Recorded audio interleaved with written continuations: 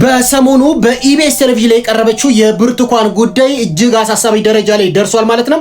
ብርቱካን በአሁን ሰዓት እንደሰማነው መረጃ በፌደራል ፖሊስ ቁጥጥር ስር ላይ መዋሏንና የደምቢ ዶሎ ዩኒቨርሲቲ በቪዲዮ መግለጫ መስጠቱ ተሰምቷል።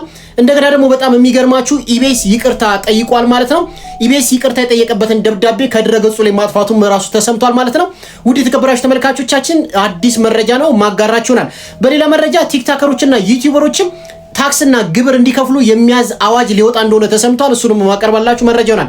እህተ ማርያም የተባለችው ግለሰብ ስለ እፎይ የተናገረችው ነገር በርካቶችን አስገርሟል ማለት ነው። ውድ የተከበራችሁ ተመልካቾቻችን የዛሬው መረጃችን እጅግ አጠር ያለ እጅግ ሰበር መረጃ ነው። ቪዲዮን ከመጀመራችሁ በፊት ይሄን ቪዲዮ ላይክ በማድረግ ጀምሩ።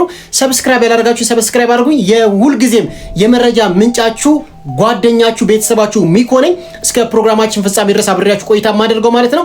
እንደተለመደው አብራችሁ ቆይታ አድርጉ። መልካም ጊዜ መልካም ቆይታ። እንሸጋገረው እንግዲህ እህተ ማርያም ተብላ የምትጠራው የራሷ ሃይማኖት አቋቁማ እንግዲህ ከኦርቶዶክስ ተገንጥላ ኦርቶዶክስን የምትተች ሴት ስለ እፎይ አዲስ መግለጫ አውጥታለች ማለት ነው። እንግዲህ እህተ ማርያምን የማያውቃት የለም።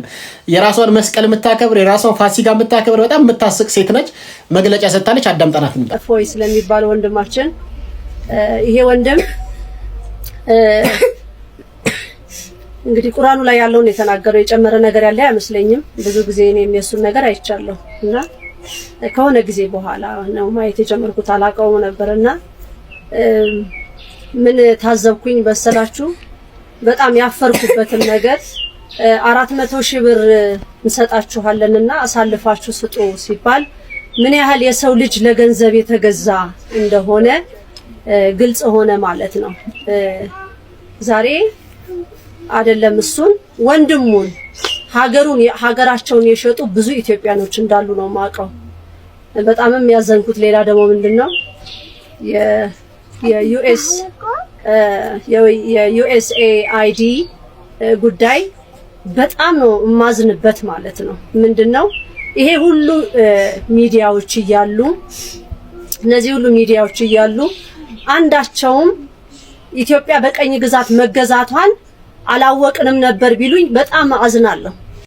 እንግዲህ እቺ ሴት በጣም በርካቶችን ታስገርማለች። የራሷ መስቀል በራሷ ጊዜ መስቀልን ታከብራለች፣ በራሷ ጊዜ ፋሲካን ታከብራለች፣ በራሷ ጊዜ የገና ልደት የጌታችን ልደት ታከብራለች። በጣም የምታስቅ ሴት ነች። ከኦርቶዶክስ ተገንጥላ እንግዲህ እንደምታዩት የራሷ ሰንበት ተማሪ ያላት የራሷ ሰባኪ ያላት ምናምን የራሷ ሃይማኖት አቋቁማለች ማለት ልክ እንደ ፍቅር ሲዝም ማለት ነውና አሁን ደግሞ ስለ እፎይ የሰጠችው መግለጫ በርካቶችን አስገርሟል። እንግዲህ እፎይ ቁርአኑን ያነበበው ምንም አላደረገም እያለች ነው። በዚህ ጉዳይ እንግዲህ ከብዙ ኦርቶዶክስ ጋር ተስማማለች ብዬ አስባለሁ። እንግዲህ እዛው መረጃ ነው የምናቀነው። እንግዲህ በቻይና ሃንድ ድርጊት በርካቶችን አስገርሟል ማለት ነው። እንግዲህ በጣም የሚያስቅ ድርጊት ነው። እስቲ አዳምጣን እንምጣ። ይህ የምትመለከቱት ፎቶ የተነሳው ቻይና ውስጥ ነው። አንዲት ሴት ፍቅረኛዋ አፍ ውስጥ ለመቀለድ ብላ እጇን ከታ ነበረ። እጇን ከከተተች በኋላ ግን በፍጹም ማውጣት አልቻለችም። የእሱ መንጋጋ አፉን እንዳይከፈት ያደርገዋል። እንደዚሁም ጡንቻዎቹ ይከማተራሉ። ከዛ በስተመጨረሻ ምንድን ያደረጉት ጡንቻዎቹን ማለስለሻ ተጠቅመው ዶክተሮች መርፌ ይወጋሉ። በተጨማሪነትም አፉ በመጠኑ መከፈት እንዲችል መሳሪያ ከተው 20 ደቂቃ በፈጀ ጥረት እጆቿን ማውጣት ተችሏል ተብሏል። ለቀልድ ብላ እጇን አፍ ውስጥ ከታም ከ20 ደቂቃ በላይ እዛ መቆየቱን የተነገረው ልክ እጄ ስጋ መፍጫ ማሽን ውስጥ የገባ መስሎኝ ነበር ስትል ተናግራለች። እንግዲህ ባለቤቷ አፍ ውስጥ እጇን የከተተችው ቻይናዊት እንግዲህ እጇ ለ20 ደቂቃ ሙሉ ሳይወጣ ቀርቷል ማለት ነው። እንዴት በጣም የሚያስገርም እንግዲህ የሰውየው እንትን ስጋው ምን አልታወቀም። እንግዲህ በጣም በሚገርም ሁኔታ በዶክተሮች ታግዞ ነው እጇ የወጣው ማለት ነው። እንግዲህ የስጋ መፍጫ ማሽን ውስጥ እጄ የገባ እስኪመስለኝ ድረስ በጣም ደንግጫለሁ ስትልም ተሰምታለች ማለት ነው። እንግዲህ በጣም ነው የሚያስገርሙት። እንግዲህ ስላስገረመኝ ወደ እናንተ ይዤላችሁ መጣሁ ማለት ነው። የውጪ መረጃ ነው ማቀነው። እንግዲህ በህንድ በጣም የሚያስገርም ነገር እየተፈጠረ ነው። ፊኛን ማምለክ ጀምሯል። የተነፋ ፊኛን ማምለክ ጀምሯል። እስቲ ዜና አዳምጠን እንጣ። በህንድ ፊኛን የሚያመልክ አንድ የሃይማኖት ቡድን ተመስርቷል። በዚህ ቡድን ውስጥ በሺዎች የሚቆጠሩ ሰዎች ያሉ ሲሆን በአየር የተሞላውን ፊኛ በምትመለከቱት መንገድ ተመስጠው እያመለኩ ይታያሉ። ህንዳውያን ከሱቅ ገዝተው ከዚህ ቀደም አምላኮቻቸውን ሲያመልኩ ነበር። አሁን ደግሞ ፊኛ ህንዶች ማያመልኩት ነገር የለም። ሲፈልጉ ድንጋይ ያመልካሉ፣ ሲፈልጉ ላም ያመልካሉ፣ ሲፈልጉ ውሻ ያመልካሉ፣ ሲፈልጉ ግንብ ያመልካሉ። አሁን ደግሞ የመጣው ደግሞ መረጃ ፊኛ ነፍተው ፊኛ እያመለኩ ነው ተባለ። ምን አይነት ጊዜ ላይ ደረሰው? እግዚአብሔር ባይቆጣ ይገርማችኋል። ግን ይገርማችኋል በሀገራችን ውስጥ እንደዚህ አይነት ልምምር ባይዘው የፍቅር ሲዝም የተባለ አሁን ቅድም ደግሞ ያሳየናት ያቺ ሴት እቺ እህተ ማርያም የተባሉት በጣም የወጣ ነገሮች ልምምዶችን ወደ ሀገር እየመጣ ይገኛል። ስለዚህ እነዚህ ነገር ቶሎ ማንቃወም ከሆነ ማአቱ ወደኛ ነው የሚመጣውና እንግዲህ ፊኛ ነፍተው የተነፋ ፊኛ ሲያመልኩ ነው እንግዲህ መረጃው የተሰማው ማለት ነው። ህንዶች ገና ማያሰሙን ነገር የለም። አቤት ፈጣሪ አምላክ ሆይ አቤት። መረጃ ባልለውም በጣም በርካቶቻችሁን ስለሚጠቅም ይህን ቪዲዮ በጥንቃቄ አዳምጡ እስኪያልቅ ድረስ። እቺ ልጅ ሶሻል ሚዲያ ላይ ያገኘኋት በጣም የሚገርም ምክር ነው፣ ይጠቅማቸዋል። በጥንቃቄ አዳምጡት። ማንም ሰው በእናንተ ጫማ እስካረገጠ ድረስ እናንተ የደረሰባችሁ ነገር እስኪደርስበት ድረስ ማንም እናንተን የሚረዳ ሰው የለም። በተለይ ሚስጥራችሁን ለሰው የምትናገሩ ሰዎች አርፋችሁ ተቀመጡ። የሆነ ጊዜ ስትጣሉ ይወጣል። ሌላው ቢቀር ለቤተሰብ ራሱ ስለ ራሳችሁ ማብራራት አይጠበቅባችሁም። አታብራሩ። ሙስሊም ነሽ? አላህን እመኝ። ክርስቲያን ነህ? እግዚአብሔርን እመኝ። እኔ እኮ ለሰው ያላችሁን ቀረቤታ ለፈጣሪያችሁ ብታደርጉት ከኔ ጨምሮ ለሰው ያለኝን አክብሮት፣ ለሰው ያለኝን ቀረቤታ፣ ለሰው ያለኝን አመለካከት ለፈጣሪ ባረገው ህይወት ይቀየራል። አንድ ነገር ላይ ጨመርላችሁ በህይወታችሁ ውስጥ አንድ ነገር ላይ አስተካክሉላችሁ ካለነሱ ምንም ነን እያላችሁ የምታስቡ ሰዎች እባካችሁ ተው። ለፈጣሪ ሚስጥር ብትነግሩት፣ ለፈጣሪ ሚስጥራችሁን ብታጋሩት ለማንም አይናገር። አጣች፣ ከሳች፣ ገረጣች፣ ክዳኛለች፣ ከኔ ሌላ እንትን ብላለች ብሎ የሚርቅ አምላክ የለም። ስለዚህ ከሰው ጋር ያላችሁን ነገር ቀንሱና እስቲ ከፈጣሪያችሁ ጋር ተቀራረቡ። የሰውን ነገር ተውት።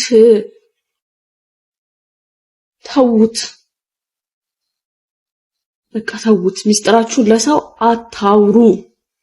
ቀጣይ መረጃችን የምንሸጋገረው ወደ ቀጣይ መረጃችን ስንሸጋገር ደግሞ በዚህ ወር ውስጥ ከሰማናቸው እጅግ አሳዛኝ መረጃዎች መካከል የታዋቂዋ ቲክቶከርና ሞዴል የቀነኒ አዱኛ ሞት ነው። ካለችበት ቤት ማለት ነው ከ5ኛ ፎቅ ላይ መሬት ላይ ወድቃ በሞቷ በርካቶችን አሳዝኗል፣ አስገርሟልም። እንግዲህ ፍትህ ይሰጠን እያሉ ነው አባትም እናቱም ቤተሰቦቿም ዘመድ ወዳጆቿ ማለት ነው። ተከትሎ ባለቤቷ አንዷለም ጎሳ መታሰሩ የሚታወቅ ነው። እንግዲህ አንዷለም ጎሳ ዛሬ ፍርድ ቤት ቀርቦ ነበረ። ምን አይነት ውሳኔ ተወሰነ? አዳምጠን እንምጣ። ዛሬ ድምፃዊ አንዷለም ጎሳ ፍርድ ቤት ቀርቧል። ዛሬ ፍርድ ቤት የቀረበው ድምፃዊ አንዷለም ፖሊስ አንዳንድ ምርመራ ውጤቶች ስላልደረሱ ተጨማሪ ቀናት ይሰጠኝ ባለው መሰረት ተጨማሪ 12 ቀን ተፈቅዶለታል። የድምፃዊ አንዷለም ጠበቃ በበኩሉ የዋስ መብት ይፈቀድለት ብሎ ቢጠይቅም ፖሊስ ማስረጃዎችን ያጠፋብኛል መፈቀድ የለበትም በማለቱ ሳይፈቀድ ቀርቷል። ለመጋቢት 29 ቀን 2017 ዓ.ም ሌላ ቀጠሮ ተሰጥቶታል። ነው አንዷለም ጎሳ ማለት ነው ዛሬ ፍርድ ቤት እንደቀረበና ለመጋቢት 29 እንደገና ቀጠሮ መያዙ ተሰምቷል ማለት ነው። የዋስትና መብቱም አልተጠበቀም ማለት ነው። እንግዲህ በርካቶች አንዷለም ጎሳ ነው የገደላት የሚል በጣም የተለያዩ ፎቶዎችን የተለያዩ ነገሮችን እያወጡ ይገኛሉ። ግን እስካሁን ፖሊስ ያረጋገጠው መረጃ የለም ማለት ነው። ቀነኒ አዱኛ ተገፍትራ ይሁን ራሷን አጥፍታ ይሁን እስካሁን አልታወቀም ማለት ነው። በርካቶች ግን አንዳንድ ሀሳቦችን ያንሸራሽራሉ። ትክክለኛ መረጃ እስኪቀጥ ድረስ ማንም ላይ መፈረድ አይጠበቅብንም ማለት ነው። ትክክለኛው ፍርድ ማን የገደላት ራሷን አጥፍታ ነው የሚል ፍርድ ቤቱ እስኪወስን ድረስ ባካችሁ ሰው ላይ ባንፈርድ። በተለይ ኦርቶዶክሳውያን ጾም ላይ ያላችሁ ኦርቶዶክሳውያን በዚህ መፍረድ ኃጢአት ነው። ሰው ሳታዩ የሆነ ሰው ገደለ ሳይባል የሆነ ሰው ሳይረጋገጥ ከፈረዳችሁ በፈረድከው ልክ ይፈረድብሃልና ባካችሁ ተጠንቀቁ። ትክክለኛው መረጃ እስክናገኝ ድረስ ማለት ነው።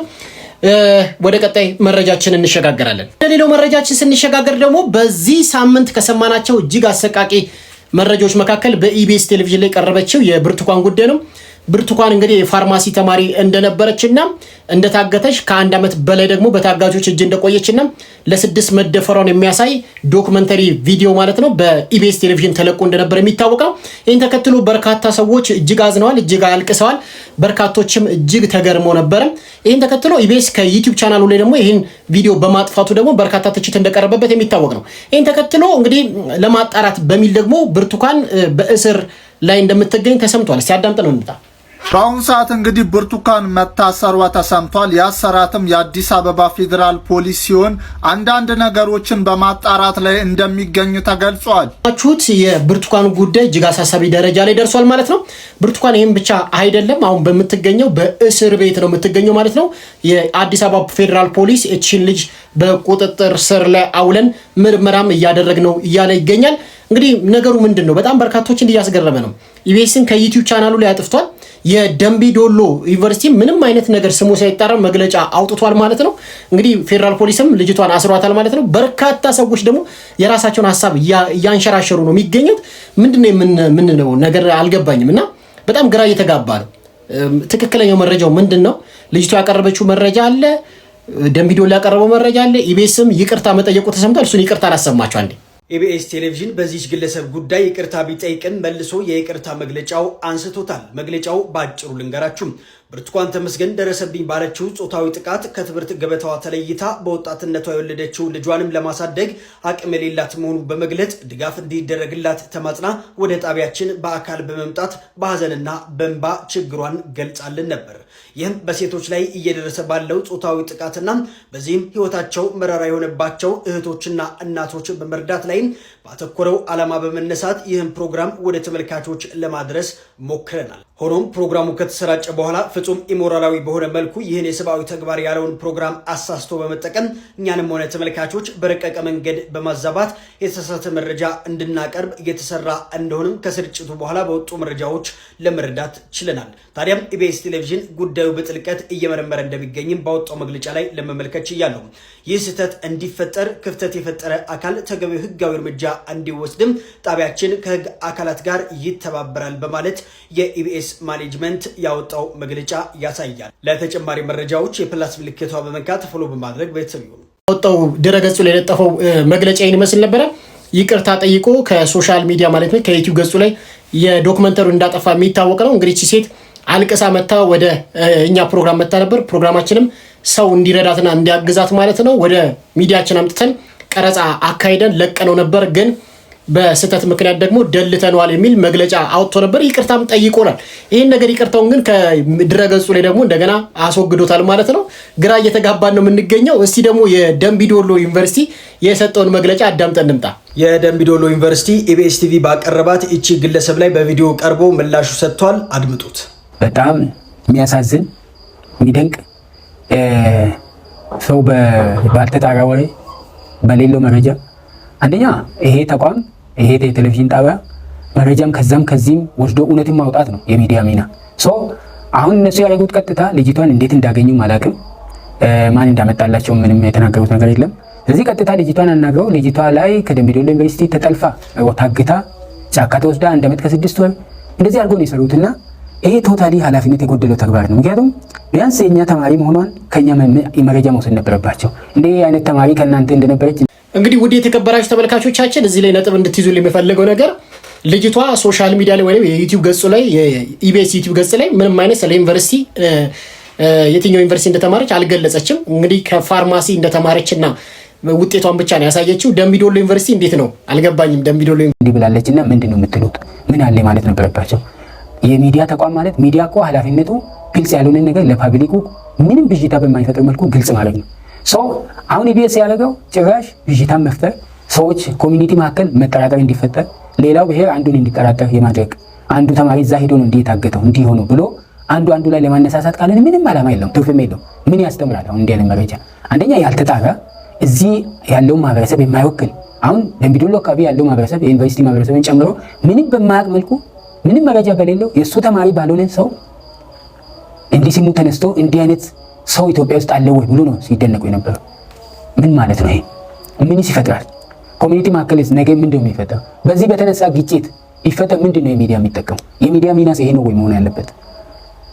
ስለዚህ እኛ ያየነው ተማሪያ ቶታሊ ከደምቢ ዶሎ ዩኒቨርሲቲ ጋር ምንም ግንኙነት የለም። እንግዲህ ሰው እርስ በርስ እየተጨቃጨቀ ነው የሚገኘው። እንግዲህ ኢቢኤስ መከሰስ አለበት፣ ሐሰተኛ መረጃ ለቋል፣ ሀገር ከሀገር ዘር ከዘር ዩኒቨርሲቲዎች ሰላም የላቸውን ለማስባል የሰራበት የሄደበት ርቀት በጣም ከፍተኛ ነው።